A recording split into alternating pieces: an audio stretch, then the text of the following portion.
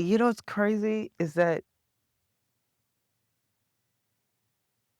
in some ways we were reflections of what our parents could have did but didn't take advantage of.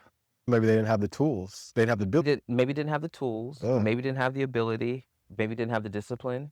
true. You know what I mean? And it's just interesting. It's just very interesting, like seeing it from that perspective. We become inspiration Yeah. to our parents.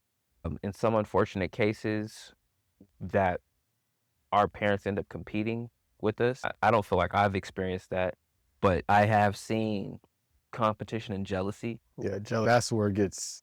I think competition is healthy, but when there's jealousy or envy, that's different. I haven't experienced that. I want to. But it's just interesting. So whenever you have people who are interested in technology, especially older people, like my parents, my grandparents, who are interested in technology, it's real empowering. Yeah. It's real empowering.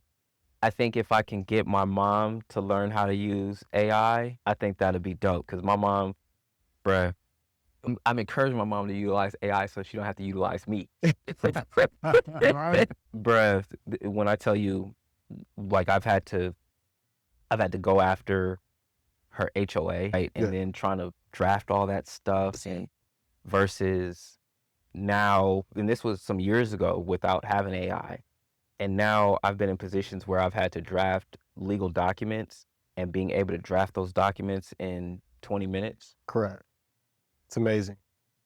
And sometimes it's not even 20 minutes. Not even 20 minutes. The most time is just going through and editing to Right. make sure and proofreading just to make sure that there's no hallucinations and no crazy stuff that's being said, right? So, yeah, always trust but verify your large language models and ask for sources. Yeah. Like even I got to buy another computer so I can actually have a computer that's set just for running a local large language model. What's that? So there's some open source versions, like Meta released their Llama large language model, Okay. and it's got like 10 or 20 billion parameters. All that means is that it's the level of which they slice the data, right? The level that they slice the data, and you could download it for like 80 gigs and have your own version, like ChatGPT, on your computer And then that runs locally. and then you can basically make it. So basically I could say, hey, I'm a cryptocurrency CPA. They'll learn everything about the Internal Revenue Code. I'm a crypto CPA. Here's the IRS code. I need to be able to ask you questions about this IRS code. Here's my client Is data. it private? You can make it private because you don't even have to have it connected to the internet. That's my point. Okay. Like you can literally have it air gapped, but what you're doing is you're uploading the resources into the model and then training it on your own data.